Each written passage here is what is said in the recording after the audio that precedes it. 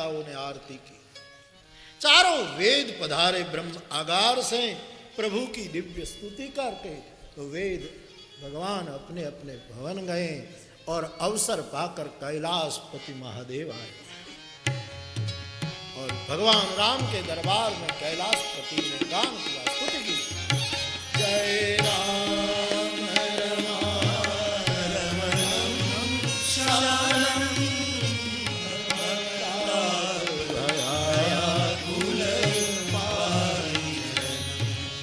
जय राम रमणम शरणम